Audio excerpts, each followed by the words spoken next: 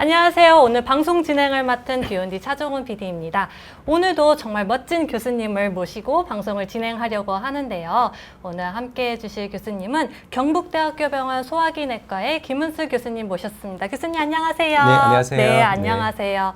교수님께서 저희 시청자분들께 소개해 주시면 좋을 것 같아요. 경북대학교 병원 소화기내과에서 근무하는 김은수입니다. 그리고 대한장연구학회 염증성 장질환 연구회 위원장을 현재 맡고 있습니다. 만나 뵙게 되어서 반갑습니다. 너무 반갑습니다. 네. 오늘은 이제 주제가 염증성 장질환과 그리고 그의 치료 5AS에 대해서 이야기를 해주실 예정이십니다. 염증성 장질환은 이제 예전에는 이제 서구에서 비교적 흔하게 발생하는 질병으로 알고 있었지만 요즘에는 또 국내에서도 발병률이 많이 높아지고 있다면서요.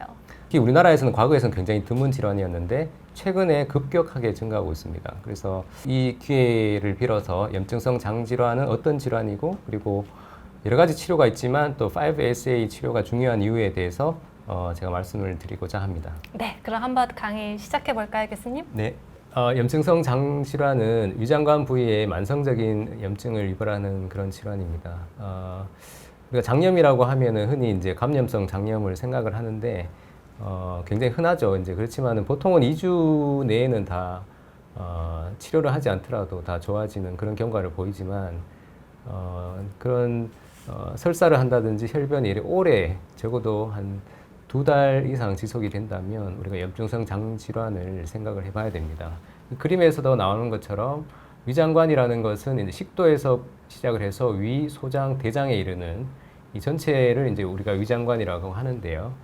이런데 이제 만성적인 염증이 계속 반복이 되는 거죠. 지금 여기 제일 위에 보시는 이 그림이 정상적인 사람에서의 대장 내시경 소견입니다. 그래서 대장에 이렇게 보면 윤기가 반짝반짝 나고 혈관이 이렇게 이쁘게 잘 보이는 거죠. 그러니까요. 깨끗해 보여요. 네. 그리고 또 여기 보시면 주름이 아주 칼처럼 이렇게 날카롭게 서 있습니다. 이런 소견이 아주 정상적인 소견이라면 이 밑에 보시는 이제 왼쪽에 크론병에서의 대장 내시경 모습이 되겠습니다. 보시면 궤양이 굉장히 종주형으로 이렇게 있고요. 네. 우측편에 여기는 이제 궤양성 대장염의 대장 내시경 소견인데요. 확실히 정상과는 차이가 있는 것을 볼 수가 있습니다. 이런 혈관들이 하나도 보이지 않죠. 그리고 주름이 이렇게 무뎌지면서 이런 부종이 있으면서 무뎌지면서 이렇게 점막 자체가 부어 있는 이런 소견을 보게 되는데, 그래서 크론병 궤양성 대장염으로 대변되는 염증성 장질환이 이런 질환이 되겠습니다. 네, 크론병은 요즘에 20대에서도 많이 발생하고 있다면서요. 네네, 크론병은 궤양성 대장염에 비해서는 좀 젊은 나이에 발병을 합니다. 그래서 10대, 20대가 그래도 가장 호발 연령으로 되어 있고요. 젊은 나이로. 궤양성 대장염은 그보다는 한 20, 30대에서 가장 호발하는 것으로 되어 있습니다. 대한장연구학회에서 작년에 염증성 장질환 팩트 시트를 제작을 했습니다. 그 자료에 의하면 10년 전에 비해서 궤양성 대장염 그리고 크론병 공히 2배 이상으로 발병률이 급격하게 증가하는 것을 볼 수가 있습니다. 합치면은 거의 한 6만 명에 이르는 환자 그 유병률이 우리나라에서 있다고 하겠습니다. 네, 정말 그래프를 보면 꾸준히 증가하는 게 보여요, 교수님. 네, 한 20년 전만 하더라도 이렇게 흔하지는 않았거든요. 제가 학교에서 의대 다닐 때 공부했을 때만 해도 염증성 장질환 환자들이 이렇게 많지는 않았습니다. 근데 요새는 외래에서도 꾸준하게 계속 신환들이 오는 것을 보면 정말로 환자들이 늘고 있구나라는 것을 피부로 직접적으로 느끼고 있습니다. 그러게요. 왜 이렇게 늘어나는 걸까요? 그래서 그렇다면 국내에서 이렇게 늘고 있는 이유는 무엇일까요? 아직 명확하게 잘 알려져 있지는 않습니다. 그래서 몇 가지 우리가 생각해 볼 수 있는 이유들이 있는데요. 아까 처음에도 말씀을 드렸지만 이 북미 그리고 서유럽, 북유럽 이런 서양에서 굉장히 흔한 병이거든요. 거기서는 거의 북미 같은 경우는 인구의 0.5%에서 염증성 장질환 환자라는 그런 보고가 있을 정도로 굉장히 흔한 질환입니다. 그런데 그런 점에서 본다면 아마 이런 서구화된 식습관, 우리나라가 이제 옛날보다는 그렇게 이야기를 하겠죠. 많이 이제 서구화된 식습관, 예를 들면 뭐 인스턴트 음식도 그렇겠지만 패스트푸드라든지 고기를 아무래도 많이 먹게 되는 어떤 그런 식습관으로 바뀌게 되는 것이 하나의 원인이 될 수 있을 것 같고요.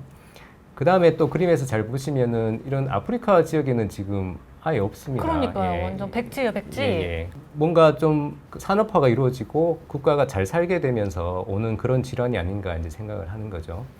잘 살게 되면서 아마 위생 상태도 개선이 되고 이런 감염 질환들이 굉장히 이제 낮아지는 거죠. 예를 들면 기생충 질환이라든지 여러 가지 네. 예전에는 감염성 장염 이런 것들이 굉장히 많았지만 지금은 이제 항생제를 사용을 하면서 감염 그런 질환들이 굉장히 낮아지고 있습니다. 그래서 그거를 우리가 위생 가설이라고도 하는데요. 그래서 너무 깨끗하게 지내다 보니까 면역 매개 질환들이 생기는 거죠. 오히려요. 예, 예를 들면 뭐 피부 쪽에서는 뭐 아토피라든지 건선이라든지 그리고 호흡기 쪽에서는 천식이라든지 이런 질환들이 과거에는 없었는데 이런 위생 상태가 좋아지면서 이제 급격하게 많아지는 거죠.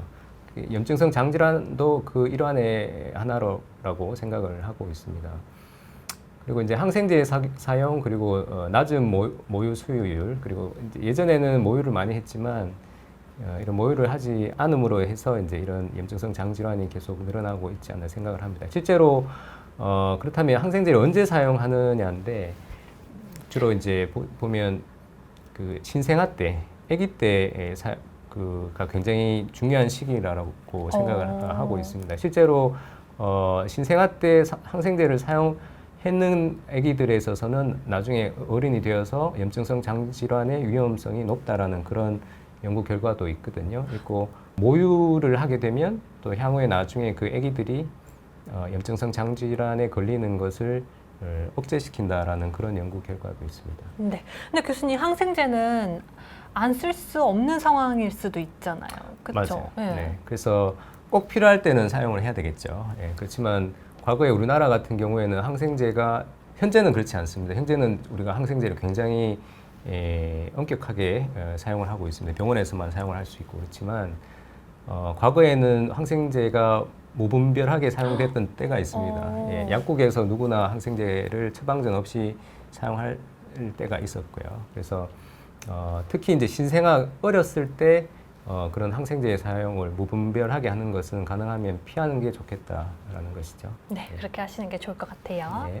그래서 발병 원인에 대해서는 아직 잘 알려져 있지 않습니다. 발병 원인을 우리가 안다면 이제 치료약도 나왔겠죠. 그렇죠. 치료하기가 훨씬 쉬웠겠죠. 네. 그렇지만 이제 현재까지 알려진 바에 의하면 유전적인 소인이 있는 사람에서 아까 앞서에 말씀드린 그런 환경적인 인자를 접했을 때 예를 네. 들면 서구화된 식생활이라든지 아니면 뭐 항생제의 사용이라든지 어떤 그런 여러 가지 환경 인자를 접했을 때 이제 발생을 하는 것으로 알려져 있고요. 이제 그렇게 되면서 이제 장내 미생물이 바뀌게 되는 거죠. 그렇게 또 이제 그렇게 되면서 이런 우리 몸에 있는 면역 반응들이 폭발적으로 이제 반응을 하는 거죠. 장내 미생물에 대해서. 그렇게 되면서 이제 염증이 자꾸 반복이 되는, 유발이 되는 이제 그렇게 발병 원인을 이해를 하고 있습니다. 네. 그러면 이제 발병 원인에 대해서 알아보았고요. 이러한 염증성 장 질환의 특별한 증상이 있을까요, 교수님? 네, 그래서 염증성 장질환의 특징이 이제 크론병과 궤양성 대장염에서 좀 다릅니다. 그래서 크론병은 발생 부위부터 궤양성 대장염과 좀 차이가 있는데요. 보시면은 크론병은 입에서부터 항문에 이르기까지 다 발생을 할 수가 있습니다. 그렇지만 그 중에서도 가장 중요한 부분은 네. 이 그림에서 보시는 바와 같이 이쪽 우하복부 우리가 이제 회맹부라고 하는데요. 이제 회장 말단과 맹장 부위라고 하는 거죠. 이 부분이 이제 가장 호발을 하는 부위고 실제적으로 저 부분이 우리가 맹장염 걸렸을 때 아픈 부위거든요. 그래서 크론병 환자들이 상당 부분은 맹장염 수술을 그 전에 한번 하셨거나 그런 분들이 꽤 있습니다. 네. 그리고 특징은 또 저렇게 이제 띄엄띄엄 이렇게 나타난다는 거죠. 예. 여기도 있고 여기도 있고 여기도 있고 그런 식으로 나타나지만 궤양성 대장염은 특징은 직장에서부터 시작을 해서 이렇게 연속적으로 쭉 타고 위로 올라간다는 것이 특징이겠습니다. 이름에도 나와 있지만은 대장에만 크론병과는 다르게 대장에만 침범을 하는 것이 특징이고요. 네, 이런 차이점이 있어요. 네. 그리고 이제 염증의 장관벽 내 침범 깊이 이게 좀 어려운 말이긴 한데 이게 뭐 이 그림을 보시면은 이거는 이제 우리가 창자를 이렇게 단면을 잘랐다고 보시면 되겠습니다. 이렇게 보시면은 궤양성 대장염 같은 경우는 염증이 이제 이게 점막층이 있고 점막 하층이 있고 근육층이 있고 이제 장막 이렇게 우리가 그 장관벽을 나눌 수가 있거든요. 근데 궤양성 대장염 같은 경우는 점막하고 점막 하층 여기 표층에만 염증이 오는 거죠. 근데 거기에 비해서 크론병은 이 전체를 다 침범을 할 수가 있어요. 깊이. 그러네요. 예. 그러면 어느 게 더 염증이 더 심하게 크론병이 더 심하게 올 것 같아요. 네, 맞아요. 그래서 예를 들면 이게 아주 심하게 오기 때문에 이게 낫게 되면은 그 후유증도 굉장히 심한 거죠. 그래서 우리가 화상을 생각을 해보시면 화상이 1도 화상, 2도 화상, 3도 화상이 있잖아요. 근데 1도 화상은 아주 표층에만 오는 거지만 3도 화상은 굉장히 깊게 오는 거죠. 그러면 피부 이식까지 해야 할 맞습니다. 정도로. 예. 그러면 3도 화상이 낫게 되면 나중에 그런 후유증이 많이 오거든요. 협착 때문에. 이것도 마찬가지죠. 그래서 크론병은 그래서 협착이 올 수가 있습니다. 예. 그 뒤에서 보시면 예, 이게 크론병의 양상인데 보시는 바와 같이 이런 협착이 이 반복이 되면서 이렇게 좁아지는 거죠. 그러네요. 예, 좁아지게 되면 대변이 이렇게 내려와야 되는데 이제 막히는 거죠. 하수구 막히면은 이제 이 위쪽으로 위로 위로 올라가죠. 올라가니까 토하고 복통도 있고 그다음에 그런 장폐색 증상이 나타날 수 있고 아까도 말씀드렸지만 이게 전층에 염증이 오니까 이렇게 뚫릴 수도 있습니다. 예, 이렇게 뚫리면 천공이라든지 이런 누공이 생길 수가 있는 거죠. 그다음에 크론병의 또 다른 가장 중요한 특징 중에 한 개가 이제 항문 주위에 이런 농양이라든지 치루가 온다는 겁니다. 저거는 왜 그런지는 몰라요. 모르는 게 워낙 많은데 이게 왜 그런지 모르는데 크론병 환자들이 장 쪽 증상은 없는데 항문에 농양이나 치루가 이게 왜 이렇게 안 낫지 하다가 보면 나중에 이게 크론병이었구나 이렇게 거꾸로 진단이 되는 그런 경우도 있습니다. 너무 불편하실 것 같아요. 네네네 맞아요. 그쵸? 예, 그래서 삶의 질이 상당히 좀 많이 떨어지게 되죠. 항문 쪽에 저런 농양이 치루가 이렇게 생기게 되면. 그 다음에 이제 궤양성 대장염은 범위가 있습니다. 그래서 항상 시작을 직장에서 시작하거든요. 이게 항문인데 항문 바로 위에가 이제 직장이 되겠고요. 직장에서 시작을 해서 이렇게 위로 타고 올라갑니다. 그러니까 직장에만 있는 사람도 있고 여기까지 올라가면은 좌측 대장염이라고 하고 여기를 넘어가면 이제 전 대장염 이렇게 크게 세 가지로 나누게 되는데요. 그러니까 염증이 여기만 직장에만 생기기 때문에 환자의 증상을 이해를 할 수가 있어요. 그게 뭔가 하면은 직장에 저희가 염증이 있으면 환자가 어떤 느낌을 갖는가 하면 혹시 직장 안에 뭐 이렇게 뭐 넣어보거나 그러신 적이 있는지 모르겠습니다. 저는 어릴 때 저 해열제 좌약을 저희 어머니가 한번 넣어주셨거든요. 근데 그게 저는 그때 초등학교 아마 전이었던 걸로 기억을 하는데 저도 우리 애기들도 열나면은 이렇게 넣습니다. 넣어주는데 그때 느낌이 나는 너무 안 좋아서 아직까지 기억을 하거든요. 그게 항문에 안 좋을 것 같아요. 네. 어떤 느낌인가 하면 변은 보고 싶은데 왜 그런 느낌이잖아요. 변은 안 네, 나오고. 변은 안 나오고 막 이렇게 그런 느낌, 이제 그런 느낌이에요. 그래서 그거를 이해를 하시면 딱 궤양성 대장염 환자들의 느낌을 이해를 할 수 있습니다. 그러니까 환자분들이 제일 크게 느끼는 증상이 뭔가 하면 그런 변이 마려 여기 뒤가 찝찝하고 후중감이라고 하는데 뒷무지개라고 하는데 가보면 나오진 않고 근데 이제 해보면 이제 점액 같은 거 그다음에 이제 피가 보이겠죠. 그러니까 여기 바로 이쪽에 염증이 있으니까 피가 나니까 나오겠죠. 항문으로 나오면 바로 새빨간 피가 나옵니다. 그러니까 이제 바로 이게 혈변이 있구나라는 걸 알게 돼요. 그래서 변 횟수가 잦고 이제 혈변이 나오는 게 궤양성 대장염의 가장 큰 증상이 되겠죠. 이걸 이해를 하면은 그걸 좀 증상의 차이를 알 수 있겠네요. 네. 네. 이런 궤양성 대장염 혹은 크론병 때문에 이런 염증성 장 질환이 암으로도 이어지나요, 교수님? 네네네. 좋은 질문이신데요. 네, 맞습니다. 그래서 우리가 염증이 오래되면 그게 이제 암으로 가는 거는 잘 알려져 있거든요. 대표적으로 예를 들면 간염이 그렇죠. 예, B형 간염, C형 간염이 오래되면 그것도 간의 염증인데 그것도 간암이 오는 거죠. 그다음에 위염도 마찬가지. 헬리코박터 파일로리에 의해서 위염이 오래되면 이제 그게 뭐 위암으로도 간다는 게 잘 알려져 있고요. 그래서 궤양성 대장염도 마찬가지입니다. 그래서 이게 보통은 진단이 되고 이게 그 범위에 따라서 조금 달라요. 그래서 직장염보다는 대장염이나 전대장염 환자들이 그럴 위험성이 더 높습니다. 그래서 저런 분들은 진단된 지 한 10년이나 12년이 지나고 나면 대장암에 걸릴 확률이 그렇게 높은 건 또 아닙니다. 너무 환자분들 걱정하실 이유는 없고, 조금은 일반인에 비해서는 조금은 높아요. 그렇기 때문에 우리가 대장 내시경을 조금 더 자주 하죠. 그리고 그렇지만은 또 거꾸로 생각을 하면 염증을 또 잘 치료를 해서 5-ASA라든지 이런 염증 치료를 잘 하게 되면, 그래서 염증을 아주 낮추게 되면 그런 나중에 향후에 대장암이 생길 수 있는 확률도 일반인과 거의 똑같이 할 수 있습니다. 예. 그리고 오히려 이런 질환 때문에 더 스크리닝을 자주 하셔가지고 또 그런 위험을 더 빨리 캐치하실 수 있으실 것 같아요. 그렇죠, 그렇죠. 예, 예. 그런 것 때문에 좀 더 건강에 조금 더 관심을 가지면서 전반적인 뭐 건강을 조금 더 높이는 그런 효과가 있을 것 같기도 합니다. 그래서 너무 걱정하지 않으셔도 될 것 같아요. 네.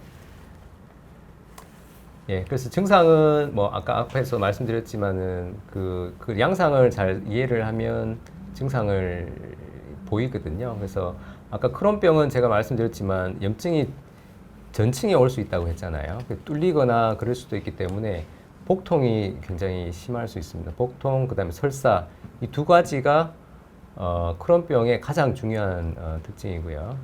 가장 흔한 증상입니다. 근데 한편으로는 우리가 복통과 설사는 너무 흔한 그런 증상이잖아요. 그러니까요. 네, 일상생활에서 쉽게 나타날 수 있는 질환인 것 같아요. 그리고 또 그 과민성 장증후군, 그런 증후군이 있는 분들도 복통과 설사는 있을 수 있거든요. 그렇지만 그러면 크론병하고 어떻게 감별을 할 것인가? 그래서 중요한 거는 이제 플러스 체중 감소나 그다음에 저런 항문 질환이나 지금 여기는 없지만은 그 빈혈이나 그런 게 있으면은 이거는 그냥 우리가 단순하게 과민성 장증후군으로 생각하고 넘길 게 아니라 좀 크론병일 가능성이 있구나 하고 적극적으로 검사를 해보시는 게 맞습니다. 그래서 체중 감소, 복부 종괴라는 게 이제 염증이 너무 심하면은 배 안에 뭔가 만지키기도 하거든요. 울퉁불퉁한 게요? 예. 그래서 꼭 덩어리 같은 게 만지키기도 합니다. 특히 아까도 말씀드렸지만 호발 부위가 우측 아래쪽 여기 회맹부라고 말씀드렸잖아요. 맹장 부위 그쪽 부분에 만지면 아주 심한 경우는 저런 종괴가 만져지기도 하고, 그다음에 이제 체중이 빠지는 이유는 설사를 많이 해서 그럴 수도 있겠지만 환자분들이 이게 먹으면 배가 아프기 때문에 이게 잘 안 드시려고 해요. 그러니까 이제 식욕도 떨어지고 하면서 이제 그렇게 되면서 체중이 빠지는 것도 있고, 그 다음에 이제 아까 앞에 말씀드린 항문 질환 치료, 치액, 농양 저런 것들이 같이 동반이 된다면 더더군다나 이제 크론병으로 생각을 할 수가 있습니다. 그리고 30%면은 꽤 높은 네, 맞습니다. 실제적으로 굉장히 많은 분들이 특히 한국 크론병 환자들이 항문 쪽에 저런 증상들이 더 많으신 것 같아요. 네, 그러면 이러한 증상이 얼마나 지속되어야지 병원에 찾아와야 될까요? 적어도 한 2개월 이상의 저런 증상이 있다면 2개월 이상이요? 2달 이상의 저런 증상이 있다면 병원을 찾으셔서 검사를 받아보시는 게 좋을 것 같습니다. 네, 이런 증상을 기록해두는 것도 중요할까요, 선생님? 그렇죠. 굉장히 중요한 그런 측면이죠. 그러니까 우리가 자꾸 잊어버릴 수도 있잖아요. 그러니까 적어놓는 습관도 굉장히 중요하고, 특히 음식 같은 것들은 저는 그렇게 생각을 합니다. 음식은 자꾸 까먹을 수가 있으니까 어떤 음식을 먹었을 때 안 좋더라는 것은 이렇게 일지를 적는 그런 습관도 굉장히 좋을 것 같아요. 네, 교수님께서 일지 또 만드셨다면서요, 웹사이트에. 네네네. 그래서 크론병 환자분들 를 대상으로 이제 외부로 하는 그런 증상 일지를 한번 만든 적이 있습니다. 그래서 상당히 환자들한테 도움도 많이 되고 있고요. 그래서 이런 증상을 보이신다면 이제 그 일지를 이용해 가지고 한번 기록해 두시는 것도 도움이 될 것 같아요. 네. 그러면 크론병과 달리 궤양성 대장염은 어떤 증상이 있나요, 교수님? 네, 궤양성 대장염의 증상을 이해를 하기 위해서는 아까 앞에서 보셨듯이 그 염증의 위치가 굉장히 중요합니다. 그래서 궤양성 대장염 같은 경우는 염증의 위치가 항문 바로 위쪽에 직장 부위거든요. 그림에서 보시는 바와 같이 여기가 항문이면 항문 바로 옆에 여기입니다. 그래서 항상 여기서부터 시작을 하거든요. 거의 대부분의 궤양성 대장염은 직장에서부터 시작을 합니다. 하고 여기서부터 이렇게 타고 올라가게 되거든요. 그렇게 해서 네. 대장을 이제 전체를 침범을 하기도 하는데 궤양성 대장염은 여기가 괜찮고 여기가 염증이 있고 여기가 염증이 있고 그것은 궤양성 대장염이 아니거든요. 그러니까 항상 여기서부터 있기 때문에 직장 쪽에 염증이 있으면은 그런 증상들을 한번 생각을 해볼 수 있습니다. 아까도 말씀드렸지만 찝찝한 그런 느낌이 있거든요. 직장 쪽에 염증이 있게 되면. 그리고 염증 때문에 피가 나게 되면 바로 항문으로 나오기 때문에 피 색깔이 변하지 않고 붉게 나옵니다. 그러니까 혈변을 우리가 바로 알 수가 있는 거죠. 그래서 가장 흔한 증상 두 가지를 꼽으라고 하면 혈변과 화장실을 가게 되는 그러니까 잦은 변이 되겠습니다. 근데 실제로 가보면 나오는 것은 없어요. 예. 근데 심하면 염증이 아주 심하면은 그런 점액변이나 그런 고름 같은 그런 변들이 나오게 되죠. 그리고 이제 아까도 말씀드렸지만 후중감, 후중감이 이제 우리나라 말로 하면 뒷무직이라고 합니다.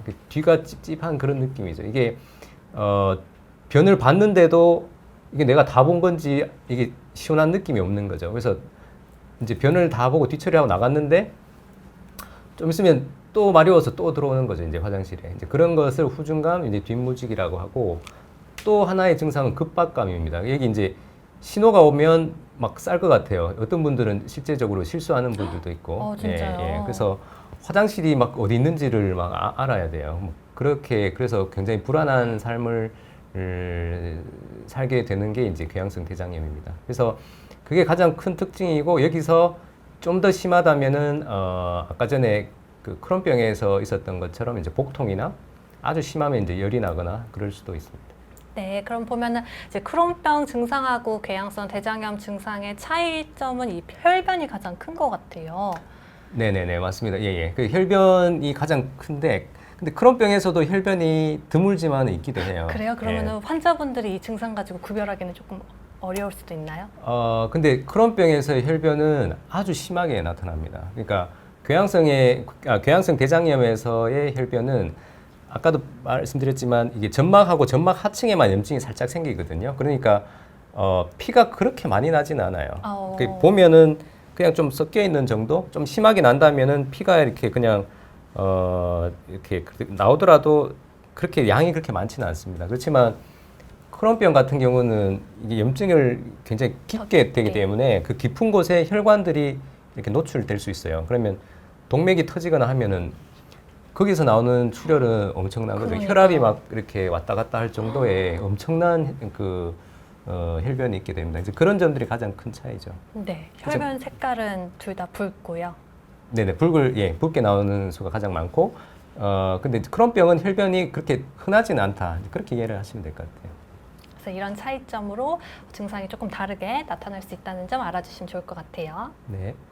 그래서 염증성 장질환의 진단이 그렇게 쉽지가 않습니다. 그 이유는 확진할 수 있는 그런 한 가지 진단 검사법이 없기 때문인데요. 네. 그래서 우리가 암을 생각을 하면 암은 우리가 조직 검사를 해서 현미경에서 암세포가 보이면 우리가 100% 그냥 확진을 딱 할 수 있잖아요. 네, 암입니다. 이렇게 네, 조직 검사로. 예. 근데 그 우리 염증성 장질환은 그렇지 않아요. 조직 검사 해봐도 그냥 염증 세포만 보일 뿐이거든요. 그래서 그게 가장 어려운 점입니다. 그러면은 이걸 진단을 어떻게 하느냐. 그러니까요. 제일 중요한 거는 아까 앞에서 말씀드린 그런 임상 증상이거든요. 예, 임상 증상이 2개월 이상 되는 그런 설사라든지 복통, 혈변, 체중 감소, 그리고 빈혈이 있다든지 뭐 하여튼 이런 증상들이 굉장히 중요하고요. 저게 거의 저는 한 50% 이상을 차지한다고 50%요? 생각합니다. 예. 그리고 이제 혈액이나 대변 검사에서도 우리가 알 수 있는 게 있고 염증 수치를 보는 거죠. 그러니까 요즘은 혈액에서도 보지만 최근에는 이제 대변에서도 염증 수치를 볼 수 있습니다. 그래서 대변 검사도 상당히 도움이 되고 그 다음에 이제 내시경 검사도 아까 제일 처음에 보셨지만 그런 대장 내시경 소견이 굉장히 중요한 부분을 차지합니다.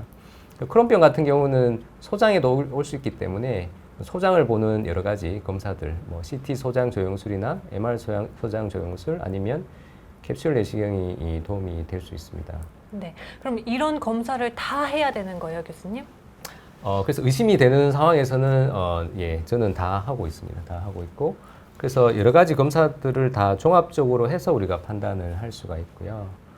진단에 대해서 제가 한 가지 드리고 싶은 말씀이 있습니다. 이게 진단이 쉽지가 않기 때문에 근데 환자분들 중에서는 빨리빨리 진단을 좀 원하시는 분들이 그렇죠. 있어요. 아시고 싶어 하실 네. 것 같아요. 그것도 그렇지만 이게 진단이 늦어지면 이 치료가 또 늦어지게 되니까 자기가 불안하시죠. 불안해하고 생각하시는데 저는 환자분한테 항상 설명을 합니다. 이거는 진단은 빠른 것도 중요하지만 염증성 장질환에 있어서는 정확한 게 더 중요하다. 그게 왜 그런가 하면 이 병은 한번 진단이 되면 아직까지는 완치약이 없어서 그렇지만 평생 가져가야 되는 병이거든요. 그래서 이렇게 거꾸로 이야기를 하면은 진단이 처음에 잘못되면 평생 안 먹어도 될 약을 먹는 그런 예, 황당한 상황이 벌어지는 거죠.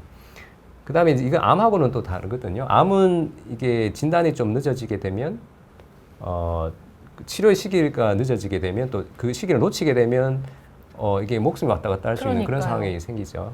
염증성 장질환은 꼭 그렇지 않습니다. 염증성 장질환은 어차피 평생 가져가야 되는 병이기 때문에 진단이 1, 2개월 좀 늦어진다고 해서 그렇다고 해서 너무 늦어지면 안 되겠죠. 몇 년 늦어지면 안 되겠지만 1, 2개월 뭐 몇 개월 좀 늦어진다고 해서 치료받는데 크게 대세의 지장은 없어요. 그럼 예. 그 치료 예후가 그렇게 많이 달라지진 않아요? 그렇죠, 그렇죠. 그래서 그러니까 몇 개월 내에 그렇게 진단이 된다면요. 예, 그래서 너무 조급하게 하실 건 없을 것 같고 실제적으로 이게 진단이 확진할 수 있는 검사법이 없기 때문에 이게 진단에 있어서 이게 좀 긴가민가한 그런 경우들이 좀 있습니다. 예를 들면 아주 초기에 염증성 질환이라든지 그러니까 증상이 너무 그렇게 뚜렷하진 않아요. 이제 그렇다든 내시경도 보니까 좀 이게 긴가민가 싶을 때가 있거든요. 그리고 또 감염성 설사라든지 감염성 장염이 있을 때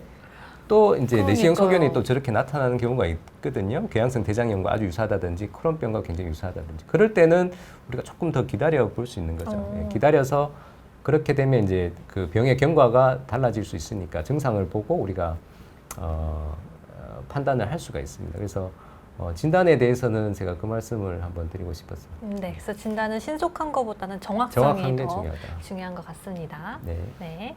염증성 장질환이 의심돼서 꼭 검사를 그 병원에 가서 한번 해보셔야 되는 검사를 받아야 되는 경우가 이제 이런 경우가 있습니다. 2개월 이상의 저런 증상들이 있고요. 그리고 거기에 플러스 체중이 빠진다든지 이제 빈혈이 있다든지 야간에도 증상이 있는 경우 그러니까 어떤 증상이요? 그러니까 잠을 못 이룰 정도의 증상이죠. 자다가도 변이 보고 싶어서 깬다든지 배가 아파서 깬다든지 이제 이런 증상이 되겠고요.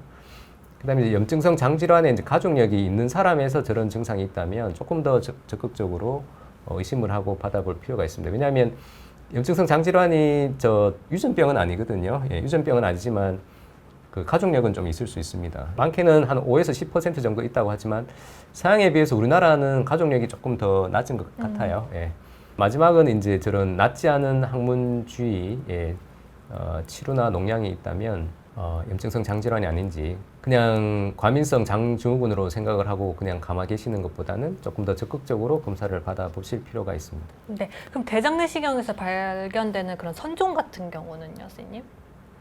그런 것도 이제 염증성 장질환인지 아닌지 의심해야 하는 건가요? 예, 아니, 선종은 완전히 다른 이야기고요. 예. 선종은 염증하고는 관계는 없고, 예, 선종은 종양이죠, 종양. 예, 종양이고, 염증성 장질환하고는 크게는 관계는 없습니다. 네. 이제 치료에 대해서 말씀 주시면 좋을 것 같아요. 네, 그래서 염증성 장질환의 치료에 대해서 설명하기 전에 그 병의 경과에 대해서 좀 이해를 하실 필요가 있습니다. 지금 여기에 그림에서도 나와 있지만 이 X축이 시간이라고 보시고요. 여기 Y축이 그 병의 활동성이라고 보면 되겠네요. 이게 높으면 높을수록 지금 병이 굉장히 활활 타는, 불에 타는 그런 식으로 생각을 하시면 되겠고 치료를 받지 않는다면 이제 염증성 장질환의 특징은 이런 식으로 왔다 갔다 합니다. 그래서 증상이 아주 심할 때가 있고 또 증상이 없을 때가 있고 염증이 없을 때가 있고 그래서 치료의 가장 큰 목표는 치료를 열심히 해서 이런 활동성을 비활동성으로 이렇게 바꾸자는 게 염증성 장질환 치료의 가장 중요한 목적입니다. 그래서 앞에서도 말씀드렸지만 이렇게 이제 불이 활활 탈 때가 있어요. 이렇게 막 염증이 막 이렇게 심하게 증상이 있을 때 이제 그럴 때를 관해 유도라고 하고요. 우리가 좀 어려운 말이긴 한데 저럴 때 쓰는 치료약이 또 있고 네. 그 다음에 이제 불은 이제 다 껐어요. 그래서 다 껐으면 그걸로 이제 보통은 환자분들이 이제는 나는 다 나았구나 이렇게 생각을 하시는데 그 약을 끊을 수 있구나 이제 생각을 하시는데 이제 그게 아니더라는 거죠. 그래서 좋아졌더라도 이제 그걸 유지하기 위해서 저기 그림에 있듯이 이제 평화유지군처럼 그걸 유지하기 위해서 또 약물 치료를 계속 해야 된다는 점이 가장 좀 어렵지만 환자분한테는 굉장히 어렵지만 가장 또 중요한 점입니다. 그럼 염증성 장질환을 가지고 계시다면 평생 약물 복용을 그럼 하셔야겠네요. 예, 완치되는 그날까지는 예, 평생 약을 드시는 게 맞습니다. 예. 네. 그래서 약물 치료는 뭐 여러 가지 현재 그런 약들이 나와 있습니다. 그렇지만은 어떤 약제를 어떤 시기에 사용하느냐가 굉장히 중요하고요. 그래서 5-SA부터 시작해서 스테로이드, 면역 조절제, 생물학 제제 이렇게 여러 가지 약제들이 있습니다. 네. 요즘 이제 염증성 장 질환의 치료 트렌드는 어떻게 돼가고 있어요, 교수님? 최근에는 그런 다양한 약제들이 이제 개발이 되면서 특히 이제 생물학 제제 이런 약들이 나오면서 환자들이 관해에 도달하는 그런 경우들이 많습니다. 그렇지만 과거부터 또 중요한 그런 약제들이 있거든요. 예를 들면 5-SA 저런 약제들, 면역 조절제 저런 약제들을 충분히 잘 쓰면 저런 생물학 제제를 사용을 하기 안 해도 될 정도의 어떤 그런 상황을 잘 유지를 할 수 있습니다. 그러면 이제 치료 가이드라인에서 이 중에서 가장 적극적으로 권장하는 약물은 어떤 거예요? 그래서 가장 기본적으로 사용을 해야 되는 약제는 5-ASA가 되겠고요. 그래서 경도 그리고 중등도에서는 5-ASA가 가장 기본적으로 쓰이는 약제죠. 그래서 거기서 안 된다면 이제 그 다음 단계 약제로 넘어가야 되고 여기서 안 되면 이제 주사제, 생물학 제제가 이제 주사제거든요. 주사제로 넘어가고 이제 그렇게 되지만 그래도 가장 기본적으로 사용을 해야 되는 약제는 5-ASA가 되겠습니다. 그래서 5-ASA는 아미노살리실릭 에이시드라고도 이야기를 합니다. 그래서 아까 앞에 말씀드렸듯이 이제 관해 유도라는 거는 이제 불을 막 끄는 이제 그런 약들이거든요. 예, 그 약 그리고 그걸 이제 유지를 하는 그 두 가지 목적으로 다 쓸 수가 있어요. 5-ASA는 사용을 하게 되는 환자군은 이제 경도에서 중등도 궤양성 대장염 환자들이 되겠고 크론병의 일부의 환자들에서도 도움이 될 수가 있겠습니다. 네, 근데 왜 크론병은 일부에서만 사용해요, 교수님? 맞습니다. 궤양성 대장염에서는 5-ASA가 효과가 있는 것은 입증이 되어 있습니다. 네. 그렇지만 이제 크론병에서는 궤양성 대장염에서의 만치 그 정도의 효능을 보이고 있는 것 같지는 않아요. 예, 그렇지만은 크론병의 일부, 예를 들면 대장에 침범한 그런 크론병의 환자들에서는 5-ASA가 효과가 있는 것으로 지금 알려져 있거든요. 예. 여기 보시는 이 그래프에서 보시는 바와 같이 궤양성 대장염 환자들의 90% 이상이 5-ASA, 아미노살리실릭 애시드를 사용을 하고 있어요. 그래서 실제로 아까 보여드렸듯이 이런 면역을 건드리는 약제들, 그리고 생물학 제제는 한 10% 전후밖에 되지는 않거든요. 거의 예, 그러면은... 거의 대부분의 환자들이 5-ASA를 사용을 하고 있습니다. 그래서 5-ASA만 잘 우리가 사용을 한다면 충분히 IBD를 잘 조절을 할 수 있다고 그렇게 이해를 하셔야 될 것 같습니다. 네. 근데 이게 이 약이 장에 얼마나 잘 도달하느냐가 중요하다면서요? 맞아요. 예, 그래서 그 5-ASA의 그 작용 기전을 우리가 생각을 하면 얼마나 장에 도달을 해야 되느냐. 그래서 그 이유가 뭔가 하면은 5-ASA의 작용 기전은 국소작용입니다. 국소작용. 그래서 그 아픈 부위, 염증이 있는 부분에 가서 이렇게 발리면서 효과가 나타나는 거거든요. 네. 그러면 환자분들이 조금 의아해 하시죠. 이게 입으로 먹는 건데. 그러니까요. 위에서부터 이렇게 쭉 타고 내려가는 건데. 네. 그 입으로 먹어서 이게 흡수가 되어서 그렇게 효과를 나타내는 거라고 보통은 다들 생각을 하시죠. 당연히. 근데 그게 아니라는 거를 아시는 게 굉장히 중요합니다. 그러니까 이제 연고처럼 발리면서 효과가 나타나는 거니까 크게 두 가지를 생각할 수 있어요. 첫 번째는 이게 양이 충분하게 좀 가야 된다는 거죠, 대장까지. 그렇죠. 그래서 연고처럼 발리면서 효과가 나타나니까 당연히 한 번 바르는 것보다는 두 번 바르는 것보다는 세 번 바르는 게 좋고, 그래서 충분한 양이 도달해야 되기 때문에 일단은 약 개수가 좀 많아요. 약 개수가 많거나 아니면 약이 굵거나 크거나 그렇습니다. 그래서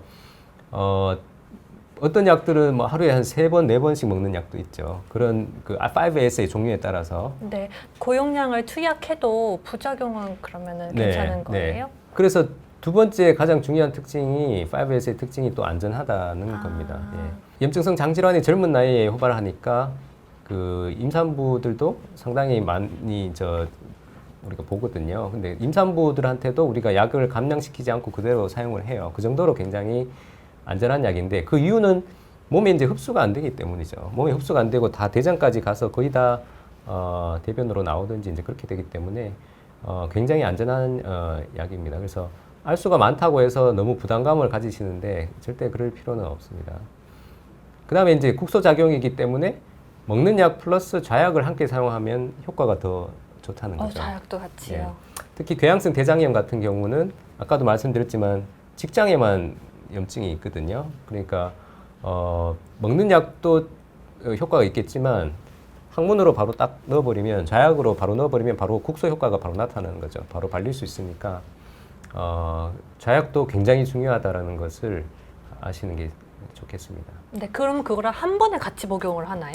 경구약 하면서 좌약을 동시에 같은 시간에? 같은 시간은 아니고 먹는 약은 언제 먹어도 상관이 없어요. 그래서 네. 환자분들이 이런 말씀 많이 해요. 그 아침에 오늘 바빠서 못 먹었는데 저녁 때 그러면 점심 때 먹어도 되나요? 언제든지 상관없습니다. 식사와 상관없이요? 네, 식사와도 크게 상관이 없고 사용을 하시면 되고 좌약은 이제 보통은 아침에 넣게 되면은 이게 좀 찝찝하잖아요. 찝찝하니까 생활하시는데 좀 불편하니까 저희가 자기 전에 이제 넣고 바로 주무시도록 밤에? 밤에 자기 전에 언제 사용하시는 거는 크게 문제가 되지 않습니다. 네. 그래서 5-아미노살리실릭 애시드가 다양한 약재들이 나와 있습니다. 그렇지만 아까도 제가 말씀드렸듯이 이게 그 국소 작용이기 때문에 이 먹는 약들이 어떻게 하면 대장까지 잘 도달을 하느냐. 그게 가장 중요한 거죠. 그게 가장 관건이거든요. 그래서 그런 모든 그런 기법들이 총동원이 되고 있습니다. 보면 콜라잘, 설파살라진 이제 저런 약들은 이제 대장에 미생물이 많죠. 많죠. 세균들이 있으니까 그 세균들에 의해서 분해되면서 방출하는 기법이에요. 그러니까 그 세균이 없는 위나 소장에서는 얘가 풀리지 않고 대장에 딱 도달하면 거기서 이제 미생물하고 만나면서 풀리면서 이제 약이 쓱 위에 그렇죠. 발릴 수 있게 네. 해주는 거고요. 그럼 두 번째 펜타사라는 약은 이제 시간에 달렸습니다. 그래서 이게 반투가 막 코팅된 미소 구체로 돼 있기 때문에 이제 물하고 만나면서 이제 그때부터 시간이 지나면서 서서히 방출이 되는 거죠. 그러니까 이제 어떻게 보면 소장에서부터 이제 그때부터 풀려 나가기 시작을 하는 거고요. 아사콜이나 살로팔크 저런 약들은 이제 특정한 그 산도에 이르게 되면 풀리도록 그렇게 되어 있습니다. 그러니까 우리 위장과는 이제 산도의 차이가 있거든요. 훨씬 낮죠. 위가 가장 산도가 높고 이제 항문 쪽으로 가면 갈수록 산도가 떨어지잖아요. 그러니까 그 어떤 특정한 대장에서 풀릴 수 있도록 보통 그 pH가 7 정도 되는 데서 풀리도록 만들면 소장 끝이나 이제 대장에서 풀리도록 하는 거죠. 그런 방법. 그다음에 메자반트라는 저런 약은 이제 다중 기질로 돼 있습니다. 매트릭스가 뭐 수용성, 지용성 이렇게 섞어 놔가지고 이제 걔네들이 대장에서 풀리면서 서서히 이렇게 나오도록. 하여튼 결론적으로는 5-ASA는 이제 저런 국소 작용으로 나타나기 때문에 대장에서 이렇게 풀려서 나타나는 거다. 이제 그거를 이해를 하시면 될 것 같습니다. 네. 종류가 정말 다양한데 이제 어떻게 그러면 어떤 약물을 복용할지 어떻게 정할 수가 있어요? 네, 뭐 그래서 차이는 저런 차이가 있고요. 근데 환자들이 느끼는 차이는 그런 거겠죠. 이제 알수가 어떻게 되는지, 그 약의 크기, 약의 크기가 어떻게 되는지 이제 그런 거로 인해서 환자분들이 이제 느끼시게 되겠죠. 근데 뭐 실제로 궤양성 대장염에 있어서는 약제에 따라서 뭐 크게 약제 간의 차이는 없다고 알려져 있습니다. 예, 어떤 약이 더 효과가 더 좋고 그렇진 않고요. 근데 중요한 거는 실제로 저 약을 잘 안 드신다는 겁니다. 이제 환자분들이. 왜요? 그래서 먹기가 힘든 것도 있죠. 먹기가 힘든 것도 있고 하루 3번 드시면은 그 다 챙겨 드시기가 그렇게 쉽지 않을 것 같아요. 저도 점심 때 같은 경우 빠뜨리는 경우도 많고. 그렇죠. 바쁘다 보면은 그러실 수 그렇죠. 있어요.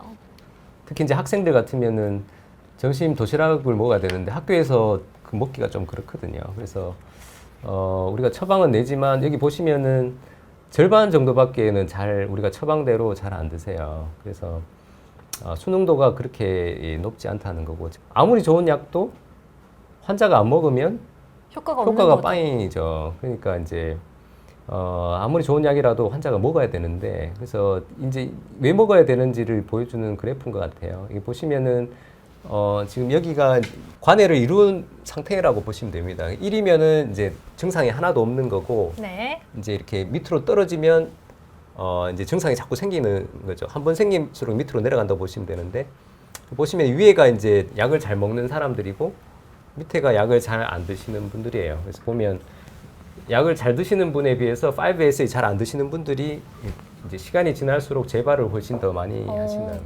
그러게요. 효과적인 면에서도 큰 차이가 보이네요, 교수님. 네, 네. 근데 증상이 그러면 없어도 매일 먹어야 하는 거죠.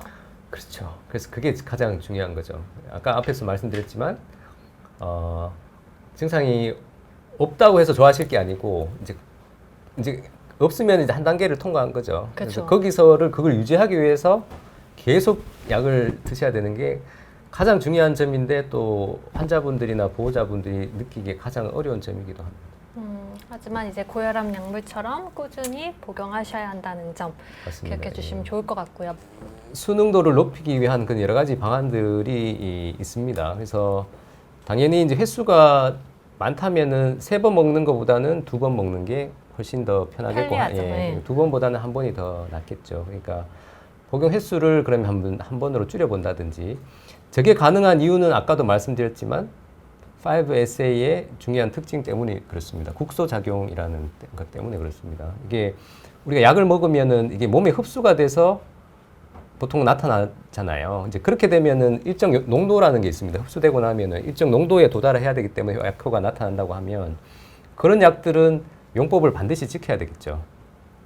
반드시 그죠? 예. 시간에 따라서 이게 충분한 용량이 돼줘야 되니까 아침에 다 먹으면 안 되고 이걸 아침 저녁을 꼭 먹는다든지 그런 이유가 있는데 약물 먹고 올려놓고 떨어질 때쯤 그렇죠. 다시 약물 넣어서 그렇죠. 올려놓고 예. 그 그래서 리듬을 맞춰야 맞습니다. 그래서 그런 복용 횟수가 굉장히 중요하지만 5SA는 그렇지가 않다는 거죠. 그러니까 뭐 아침에 먹든지 저녁에 먹든지 뭐 빠뜨리면은 뭐 하여튼 언제든지 먹으면 된다. 이제 그거를 이해를 하시면 되고요. 그 다음에 또 이제 또 수능도를 높이기 위한 방안은 이제 다양한 제형들이 나와 있습니다. 그래서 어떤 분들은 이 알약이 너무 커서 못 먹겠다는 분들도 있거든요. 계실 것 같아요. 네. 네. 그러면 이제 과립 제제가 또 있으니까요. 그런 약으로 한다든지 아니면 또 어떤 분들은 과립보다는 또 알약이 훨씬 좋다는 분들도 있고. 선호도에 따라서 맞게 선호도에 따라서 해주시면 그리고 돼요.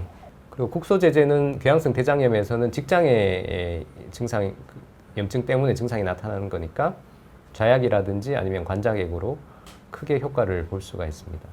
네, 이게 제 마지막 슬라이드인 것 같습니다. 그래서 제목이 5SA 치료가 중요한 이유였는데요. 그래서 저 표는 피라미드는 우리 염증성 장질환의 치료 피라미드입니다. 치료. 그래서 치료 단계인가요? 치료 단계라고 보시면 될 것 같아요. 그래서 밑에서부터 이제 스텝업이거든요. 이렇게 네. 위로 올라간다고 보시면 되고 밑에서 안 되면 그 다음 약제 쓰고 여기서 안 되면 그 다음 약제를 쓰고 약으로 안 되면 이제 수술도 하게 되고 뭐 이런 경우로 가는데 그 5SA는 보신 바와 같이 가장 아래쪽에 있거든요. 기본 중에 기본인 거죠. 예. 그래서 효과도 있지만 가장 또 안전한 약입니다. 이제 그거의 장점을 잘 이해를 하시고 꾸준하게 잘 복용을 하시는 것이 굉장히 중요하겠습니다. 그리고 이 약물 하나로 이 염증성 장 질환이 이제 컨트롤 된다면 정말 좋은 거 아닌가요, 교수님? 그렇죠. 그쵸? 예. 그래서 실제적으로 근데 보면 5SA 제제를 잘 못 드셔서 증상이 자꾸 재발하는 분들도 아이고야. 있거든요. 그래서 제약을 아까도 보셨지만 거의 90% 그리고 실제적으로는 궤양성 대장염 환자들의 10명 있으면 한 8명 정도는 저약으로 거의 다 조절이 잘 되세요. 그래요. 잘 충분히 잘 착용만 하신다면. 그렇기 때문에 5SL을 가장 기본적으로 잘 사용을 하시는 것이 굉장히 중요하겠습니다. 네, 그렇게 해주시는 게 가장 좋을 것 같아요. 네, 오늘은 경북대학교 병원 소화기내과 김은수 교수님과 함께 염증성 장질환 그리고 그 치료, 특히 5AS에 대해서 자세히 알아보는 시간을 가졌는데요. 교수님 오늘 유익한 말씀 많이 해주셔서 감사합니다. 네. 마지막으로 염증성 장질환 때문에 힘들어하시는 분들께 응원의 메시지 전달해 주시고 마무리 지으면 좋을 것 같아요. 염증성 장질환을 처음 진단을 받으시게 되면 이게 그 난치 질환이라는 것 때문에 굉장히 힘들어하시는 분들이 상당히 많은 것 같습니다. 그렇지만은 과거에는 그랬습니다. 그렇지만은 요즘에는 그런 다양한 약제들이 굉장히 많이 개발되어 있고 또 좋은 약들이 굉장히 많기 때문에 절대 힘들어하지 마시고 적극적으로 치료에 잘 임하시면 정상인과 다름이 없는 그런 삶을 누리실 수도 있을 것 같습니다. 그래서 꼭 드리고 싶은 말씀은 질병에 너무 끌려다니지 마시고요. 네. 본인이 적극적으로 치료에 임하셔서 자기가 자기의 삶을 주도할 수 있는 그런 긍정적인 삶을 사셨으면 합니다. 네, 힘내세요. 네, 그래서 염증성 장질환 때문에 힘들어하시는 분들께 응원의 메시지 전달드리면서요. 저희는 다음에도 또 유익한 내용으로 찾아뵙도록 하겠습니다. 감사합니다, 여러분.